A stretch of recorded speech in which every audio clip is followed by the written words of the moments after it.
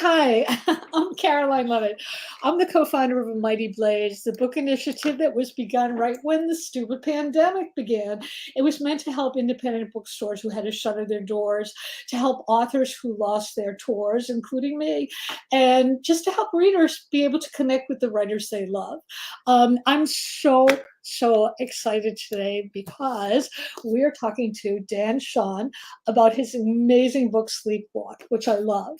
So I have to tell you that for somebody who writes dark, except this book is actually funny, who writes dark, subversive literature, I've come to know Dan a little bit through online, and he's the sunniest, funniest, kindest person on the planet, which makes his dark fiction all the more wonderful. He's also my go-to person to ask about horror movies, and we were just discussing that.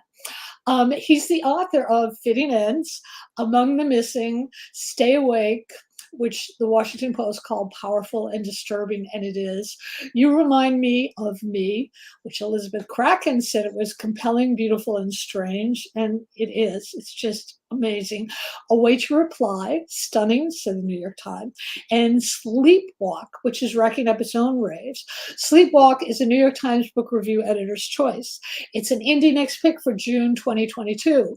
It was named a Best Book of Spring by Esquire, a Best Book of Summer, we're getting all the seasons in, by the Chicago Tribune, a Best Book of May by the Philadelphia Inquirer, an NPR Book of the Day, a USA Today must read, and named one of the 27 books we can't wait to read this winter. Before we start, I want to tell everybody, please put you have comments or questions. We already have a bunch. Put them in the comments section. And also, I'm going to put this banner up now. Get your copy of Sleepwalk. You can go to your favorite indie bookstore, or you can go right there to bookshop.org. And welcome. So before I start to talk to Dan, I want to say Sleepwalk is about Will Bear, a mercenary who you're going to love, who is sent to find or kill people. He has zillions of aliases, and his life gets derailed when he gets a call from a woman who claims to be his daughter, courtesy of a sperm donation. But the question is she? Is she a spy? This is the near future, so is she a robot? And is her mission to kill him or to save him, which is sort of the same as Will's mission? As Will makes his way towards her in this kind of futuristic world where big tech is actually big danger, there's cults, and the end always seems weird. He's forced to find out her true identity, and he finds out his own as well. So, welcome, Dan. I'm so thrilled. The only thing better than this was if you were sitting with me with a piece of pie across the table. We're thrilled to have you here. Oh, I would love that. I would love that too. So I have to ask you first, where did your love of the darkness come from? Were you a strange, weird little kid, or? Yeah, I guess I was. I don't know. I used to. My mother liked horror movies, and that was one of the only times that we kind of bonded was over our love of horror movies. And I remember that when I was little, my family used to get me to imitate Alfred Hitchcock because I could imitate Alfred Hitchcock. As you know, like, good evening. I thought it was hilarious. It was like my one like trick that I could do. That was called on. Do you do that at parties now? No, I don't. I don't really. It's not as good as I thought it was. But then, I used to, because of I had this kinship with Hitchcock. I got all these books that were, for children, but they were like Alfred Hitchcock Presents Stories to Read in the Dark or whatever, and that got me hooked. That's so funny. My father actually gave me, do you know the magazine Weird Tales from the 50s? Sure. Yeah. My father gave me his collection when I was 8. And I wish I still had them. I loved them, but they were really creepy and scary. And there's something about, yeah, they're wonderful, absolutely wonderful. So the interesting thing about Sleepwalk, I want to show the gorgeous cover again, is that it's actually really funny in parts. And I remember you had told me that it was funny. And I thought, Dan Chaon book funny, but it's hilarious. It's kind of laughter in the dark. It's really actually an exuberant novel among all the terror and darkness that's going on. And actually, even some of the language is hilarious. There's I copied a few lines because I just love them and I wanted to steal them. One was a girl who wore her hair in a way that made me think she had had an unhappy childhood. I mean, we know exactly what that looks like. You just know that. And throughout, he has epitaphs for his gravestone. Like one of them is like, "This is an outrage," and there's all sorts of ones where you just stop and laugh. So what I wanted to know was, when you started this book, did you intend humor to be in there, or did it just crop up? Did it surprise you? I wanted to write a funny book, and I mean, to me, it's funnier than a lot of people talk about how, it's dark and it is spooky. But I after writing Ill Will, which is about as dark as things Right. get, and like hearing readers say, "Oh God, I don't know whether I can do another Dan Chaon book," I was like, you know what? I'm going to surprise everybody and be funny. And I really tried hard. I mean, in part, I was trying to channel my birth father, Huck, who was a really funny guy, and had this kind of voice that was like a combination of like California surfer stoner and Iowa redneck. And I was really trying to get at what was funny about the way he talked. It's hilarious. It's just hilarious. I also want to talk about Will Bear because he's such an original character. I mean, he's a killer. He has all these aliases, but babies love him, and so do So yeah. dogs. So do dogs. And his voice. I mean, well, you just talked a little bit about his voice, but he was so indelible on the page. I was wondering, did you feel like he ever took over from you, Oh, or for sure. I mean, a lot of times I was just doing free writes, and he would go off on a tangent, and I would get these great stories from him about different adventures he had, and most of them I couldn't include. I have like this like notebooks full of things that Will experienced, that were so funny, and I don't know what to do with them exactly, but yeah, he was definitely a character that I that took over for me, and I really didn't want it to end. And then, like towards the end, I became really worried about him and his dog, and I was like, oh God, I can't let anything bad happen to them because I love them so much. I love them too. It was so surprising. I found myself saying, "Oh," because he had such humanity deep down inside. But I want to talk about Flip, the dog, because the dog is just wonderful. Flip is a rescue dog. He was a fighting dog. And he's also sort of like the animal contemporary of Will. Um, he has his own post-traumatic stress, which was wonderful. And I was wondering, so did he come into narrative right away, or did he sort of pop up? Yeah, he was there pretty early on. I mean, I have two animal companions myself. I You was can just see going to in the ask you back, about, in the back, oh, great. that's Ray Bradbury. Oh, Um, and my other dog is a pit bull. Her name is Shirley Jackson. I know oh, that's hilarious. That's hilarious. um, and they're both rescue dogs, and both of them had, coming into my life, they had things that that they had been traumatized by, and I didn't know necessarily what they were, but that really gave me uh, an inspiration when I was writing Flip, and just the sense that you know these dogs had these very deep feelings that were and memories that were still lingering, and Right. I really wanted to play with that, and I also um I have a lot of animals in my books. I really am an animal guy.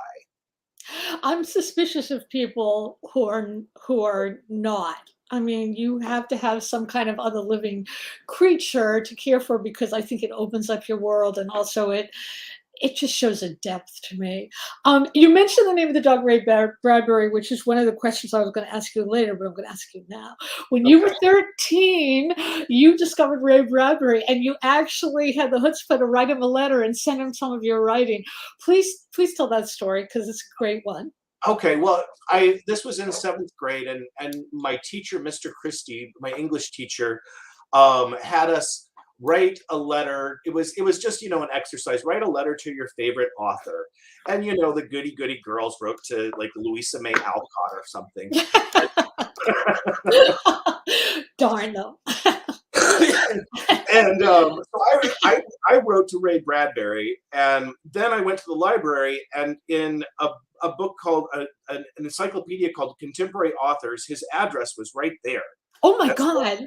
I sent it to him, and like a few months later, I got back a letter from him. It was on his like special crazy stationery. Wow.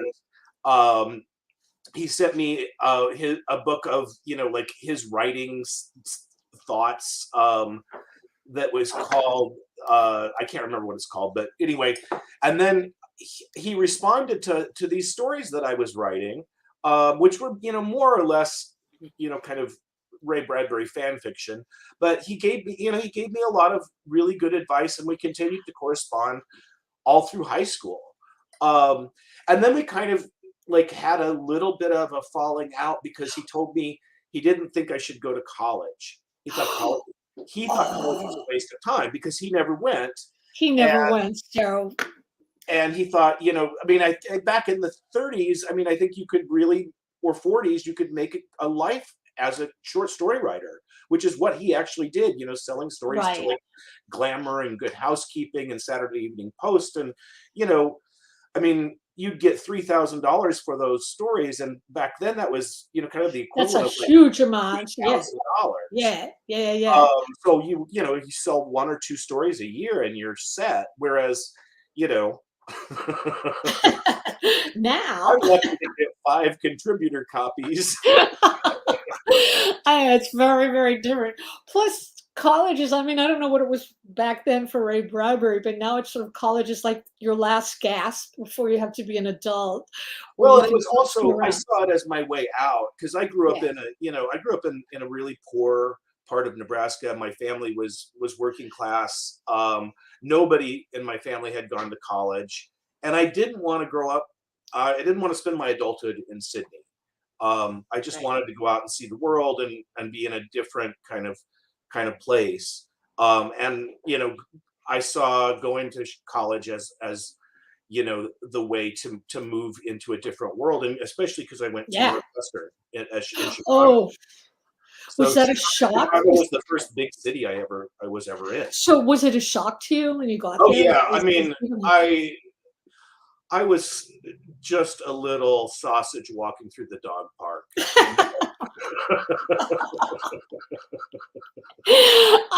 College does that. And one of the things, like one of my friends got really mad at me. He's like, "Why do you look at homeless people and talk to them? Are you crazy?" God, why not? But that was like people would say, "Hey," and I'd be like, "Hey, how are you?" Like of course I'd be scammed constantly by something. Loan me $10 and I promise I'll pay you back. And but don't you look back at it and say, "Oh, I'm really glad I did it then, because I wouldn't do it now." Well, I still kind of get scammed now. It's just my personality. Somebody texts me, "Hey, how are you?" And I'm like, "I'm fine. How are you?" How would you like to buy some Bitcoin? So like, "Oh yeah, that's a good idea." Yeah.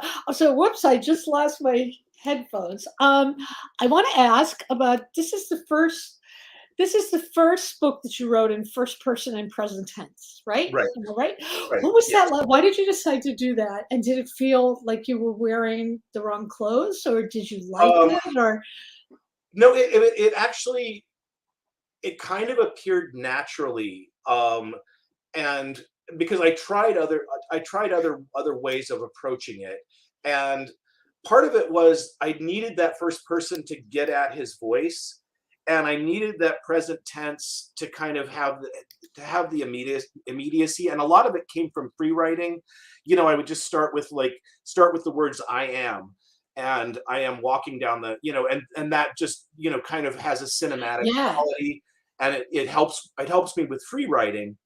But once I got the voice, I couldn't get out of it. I mean, I'll tell you, I would never do it again, or I, never say never, but first person present tense in a novel is a nightmare, because it's 'Cause just of the hard to past, and break then out, and yeah. you're stuck in this like tunnel. And eventually, I realized I just didn't have to cover much time. I could get the whole thing done in like the space of a month.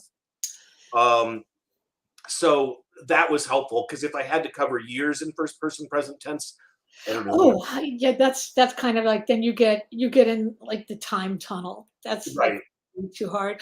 I really want to talk to you about the writing classes that you teach or you taught with Lynda Barry, who is this hilarious American cartoonist.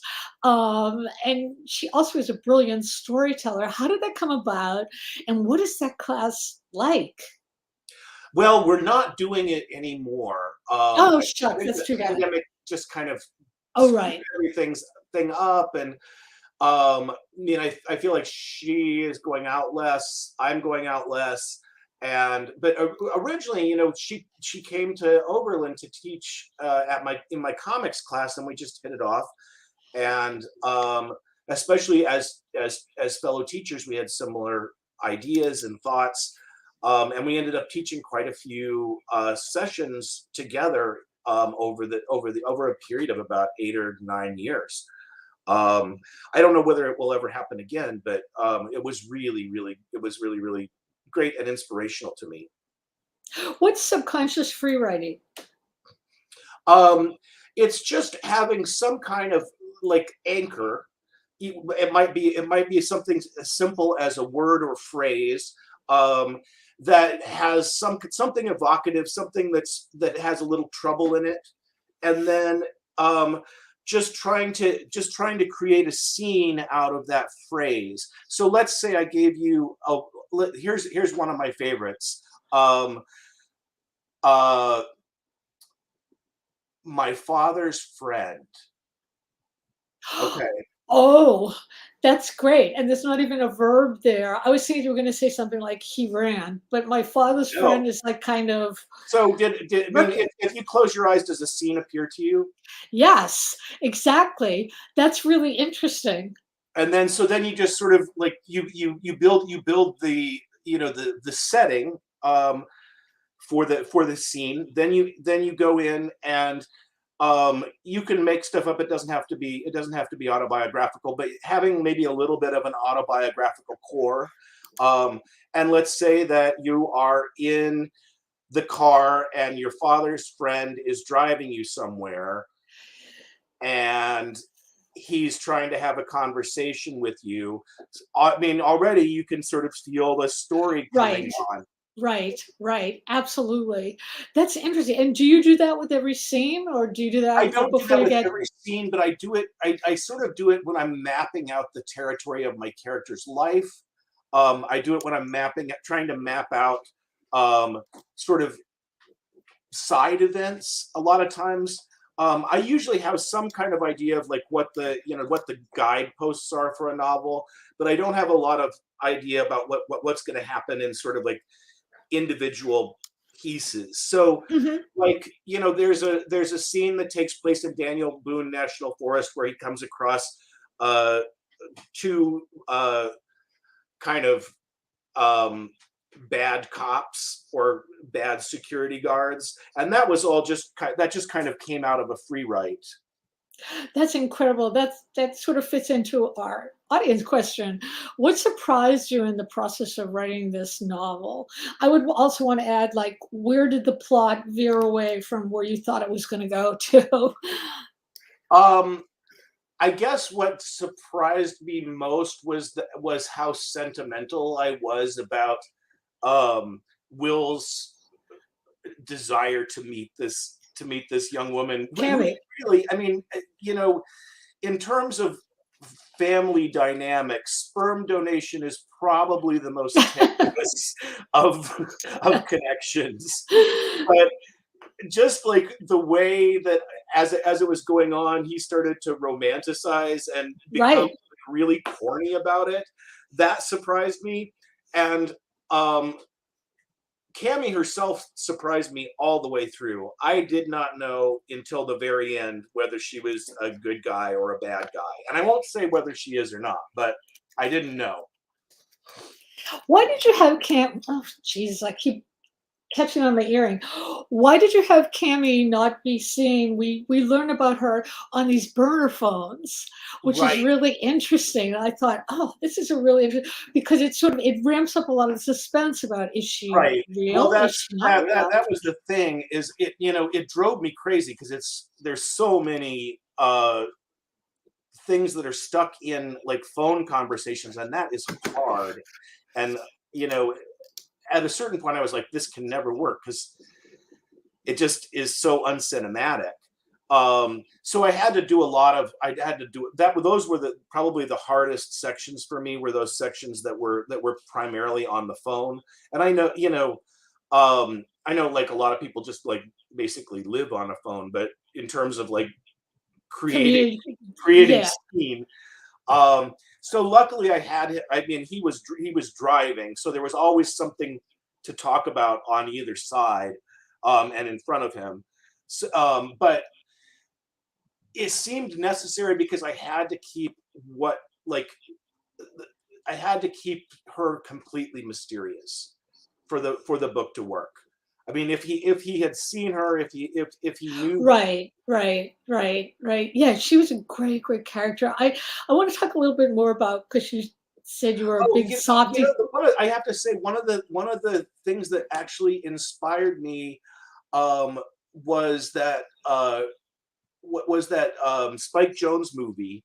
Uh, I think is it called You? No, Oh, her? The one that's her? yeah, Her, right. It's where where it's like all conducted. He falls in love with the Siri character. right, right, and that's played by Scarlett Johansson, but just as a voice. Right. That's right. So that was helpful to sort of watch how he handled that. Well, I think too, there's like the human part of what really interested me about your book was it's set in the near future and there's all this bizarre technology going on that still could happen. But And most of most it is in the yeah, early stages. it's so interesting to me because the people in your book just sort of take it for granted and that things are going to get even weirder. So I wanted to ask you, like, how do you feel about all the technology that is coming out? Do you think it's a good thing? Do you think it's a dangerous thing? I don't like um, the sort of facial recognition technology stuff at all. Um, I don't like the genetic panopticon. Right. I mean, my I sent away to do the 23andMe stuff. And my sons were both really mad at me because now they're trapped in the panopticon. That's Well, right. I was like, what? Now you can't become a serial killer? Too bad. Um, but Right. I mean, like now that I've put my DNA in there, the police can access it, the FBI That's can access it. right. Um, and that was something that I thought was kind of scary. I also just started noticing how ubiquitous CCTV cameras are everywhere. Like, I mean, you probably don't have one right in your office, but I might. You never you know. might. You don't know. I don't know. But step outside to the grocery I store know. or to the library, and there's one watching you. And that was something that I was thinking about with Will, is he had to be somebody whose main superpower was that he couldn't be identified by those markers. Right. Do you ever notice too that like if you're talking to somebody and you're not even necessarily doing it online and you mention, "Oh, I need to get a pair of Timberlane boots." And then when you go on Oh, social right, media, there's like 10 ads for right, Timberlane right, boots. right. They get you. They get you. So I want to talk about love Okay. because there's a whole lot of love in Sleepwalk. It sort of slowly creeps up on you, and then it's like the good kind of love because it's not like love at first sight. It's like slowly developing love. So we started with Will's mom, who birthed him for money, not for love. Cammy seems to have a big enough heart and the capacity to love. Esperanza does not. So much of this has to do, I felt, with empathy, how we can empathize with other people and see into them. And Will is the kind of person who decides to take action on that yearning, which I thought was huge and a great stuff. This made me think that although your books are dark, you're an optimist at heart. Is that true? I mean, in some ways, Sort yeah. of?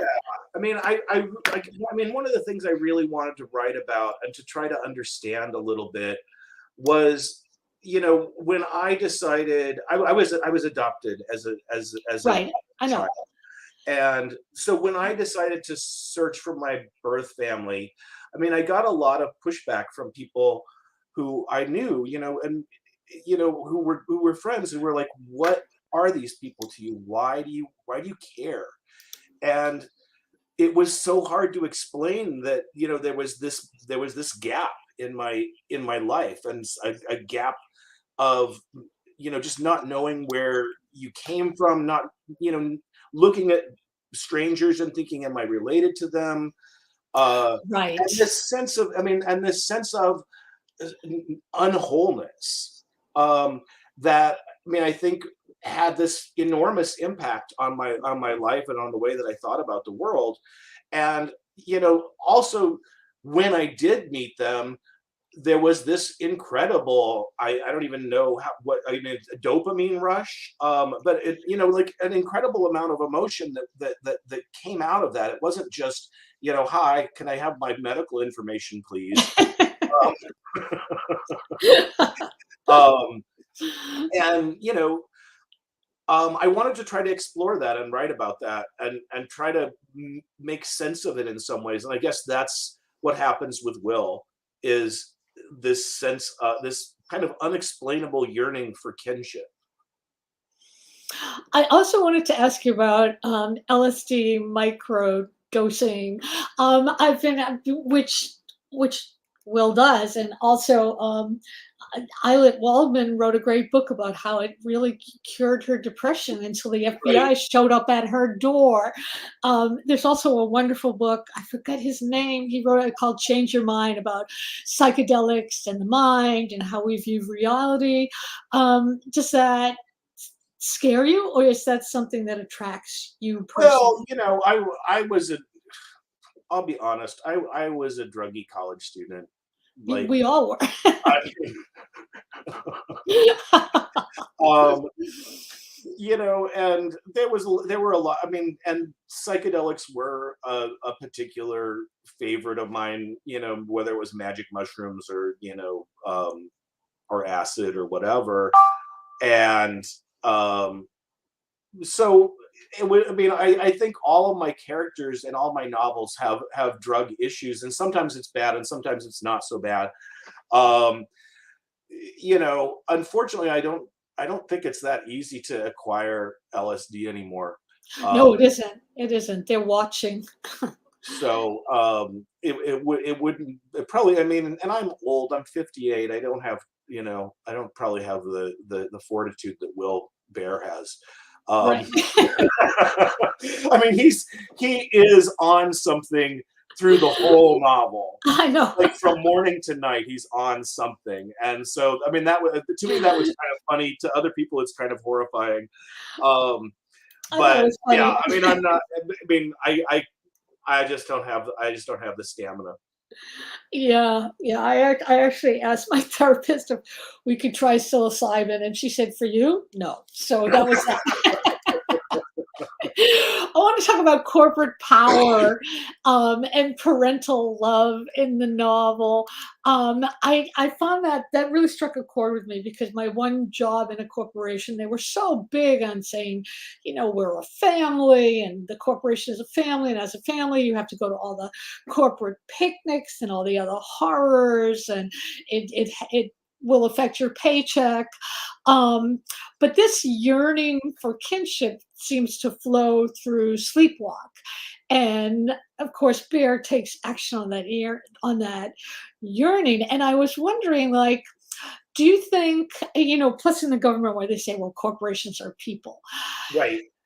To me, I find that really dangerous and terrifying. And I'm betting that you do too, right? Oh yeah.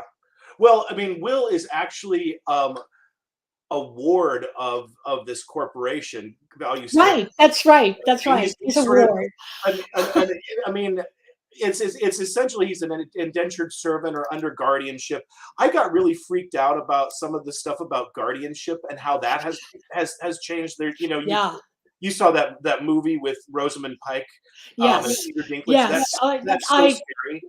But I was Right. thinking Right. about that, like Value Standard Enterprises basically owns a lot of people, and they are a corporation that works for other corporations to do their dirty work. And I had this conversation with my older son, and that was sort of my inspiration for Value Standard Enterprises. And the question that we were debating was, can Pepsi have you killed if they want? And I was like, of course. Yeah, they Of course can. they could. Of course they I mean, can, and they can cover why it would they up. want to? But if they needed to, sure. Um, and we were like, we both believe that. Yeah. That's, I mean, and everybody I've talked to is like, well, yeah, I guess. Yeah, they And that, could. I mean, that's It's sort of the probably way that been we done feel already.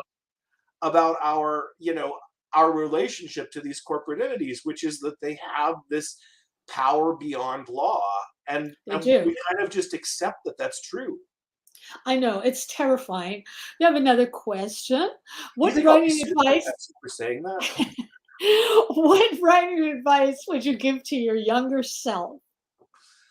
Um, I think I spent a lot of years worrying about what was hip and what was going Oh, on in the New Yorker or the Atlantic, and who was getting profiles written in Interview magazine and all of this stuff that I think, as it turns out, um, didn't matter at all. right. A lot of the the famous young things from my era are no more. Right, that's right. And if I had not spent so much time worrying about that, I think I would have been just a happier writer. um I mean, there were times when I felt like, after, I never have been published in the New Yorker. And, like, that was especially like kind of galling because one of my short story collections was nominated for the National Book Award. And I was like, well, surely now. And then I got immediately got another rejection. And I was like, oh, I should just quit. I really should just quit. And, but what a ridiculous thing to think, like, Yeah, it doesn't it's matter. just a one sort of arbiter, and there are many.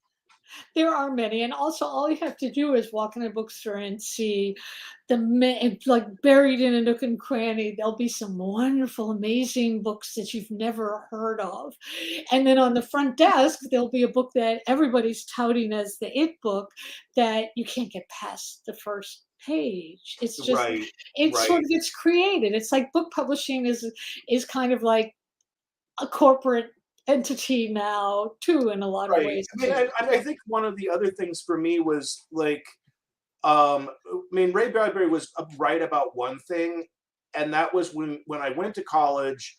Uh, genre was absolutely not allowed in That's right. creative writing classes. And it ended up sort of for a while turning me into not a genre snob because I kept reading genre, but being afraid of using genre in my work. And I mean, I think my first books sort of show that kind of um, caution. And it wasn't until I was able to sort of let go of my worry about that that I really felt like I found myself as a writer. And I think finding acceptance within the genre community, within the horror community and the fantasy community has meant so much to me as a writer and has really sort of changed the way that I'm able to move in the world. I have a question. Well, actually, this is an audience question. What's the difference between the stories you tell others and the stories you tell yourself? Wow. Um, well, I think the stories that you tell yourself um, can become the stories that you tell others. But I mean, I think for me, the stories that I tell other people are meant to entertain, and the stories I tell myself are meant to instruct or punish.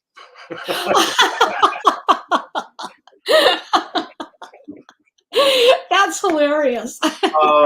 Yeah, like I mean, in my own quiet way, I'm pretty brutal on myself. So and so the stories that I think about are the ones in which I did something that I'm still embarrassed about or still wish I could change. And the stories that I tell other people are just like, hey, there's a funny thing that happened to me. Um, so yeah. Okay. And another audience question, what's next for you?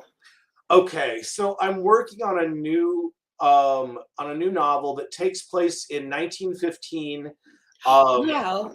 and it's set in a traveling carnival. So I mean, it is sort of a tribute to Ray Bradbury's Something Wicked This Way Comes. Yeah. It's also got a little bit of the um, you know uh, um, Wild Wild West quality. So there's just a little kind of uh, there's some monsters and some weird stuff that's going on, and I'm having a lot of fun with it. I don't know. I mean, I've always been. I mean, I think all my books are sort of attempts to imitate or attempts to join uh, genres that I really like. So like um, the identity theft drama or the serial killer thriller, or Right. in Sleepwalk, it's the assassin uh, noir story that I I'll watch anything with an assassin or with like a hitman.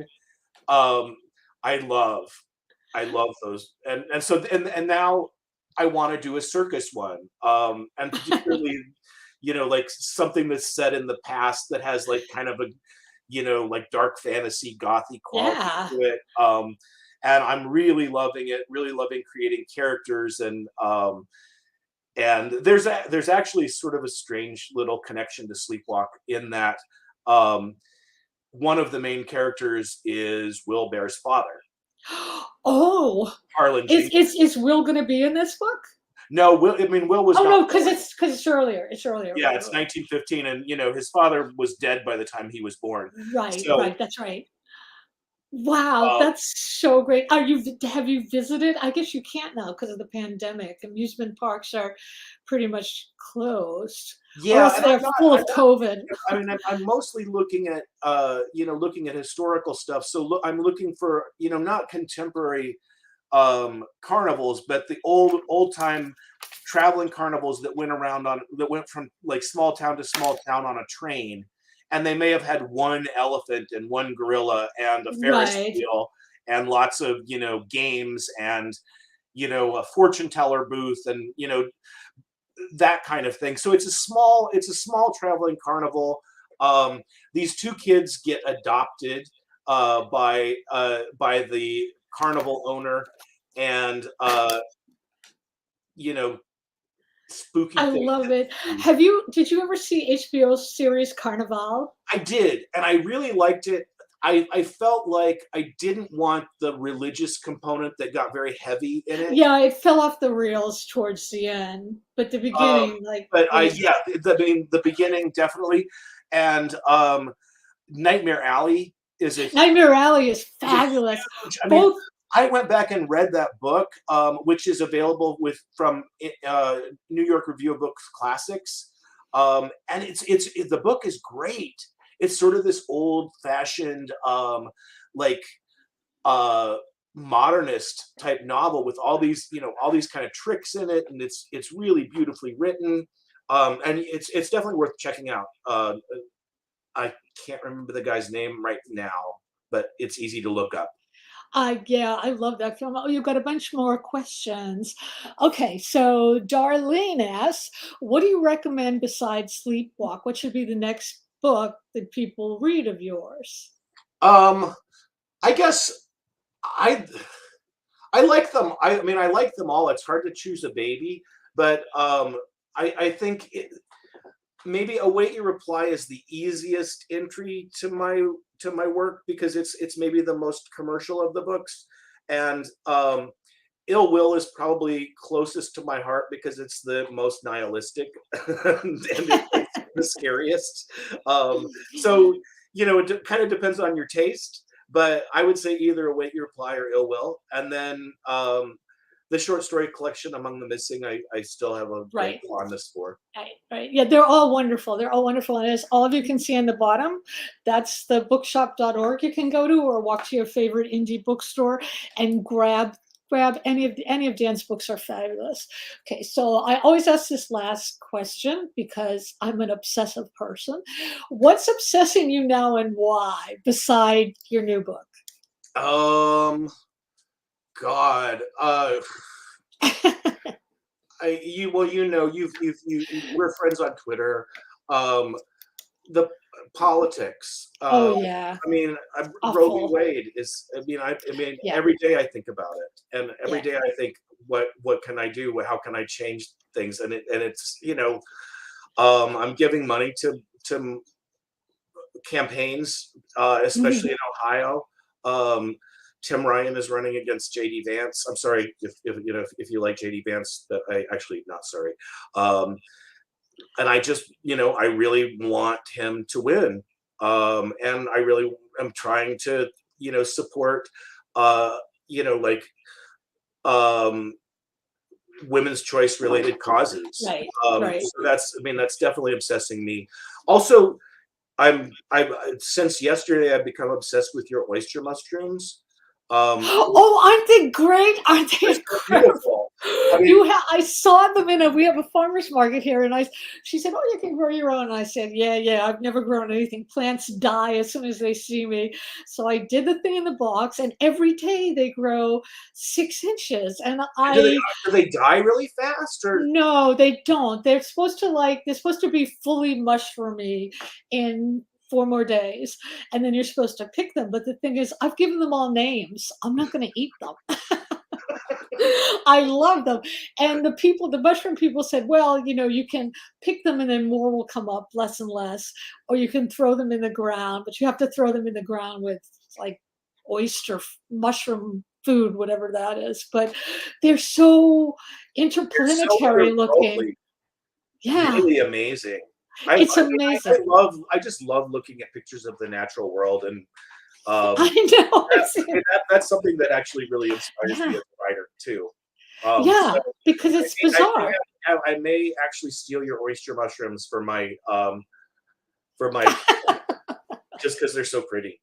Aren't they great? And they're wonderful. They're just I can't wait. They're starting to flatten off the tops, and I don't know what we're gonna do with them except probably get more Yeah. and name them all. And name them all. Well, so I want to tell everybody again, buy Dan's books. I want to thank everybody who came here. If you were too shy to ask a question, you can still post something in the the feed, because this is going to live forever on YouTube and it's going to live forever everywhere. And so Dan is going to be able to be watched anytime you want, just like technology. And I especially want to thank you, Dan, for being here. You're so much fun, and I'm so glad that I got a chance to see you visually. And this is great. This is great. Yeah. And next time you're in New York, give me a call, and I'll take you to Max Brenner's Chocolate Emporium. I would love that. I would love that too. We've known each other for so many years, and yet we've never met. I know, isn't that weird? That's technology for you. So I'm going to sign off now, but Dan, you stay. All right. So we're ending the practice. Bye, everybody.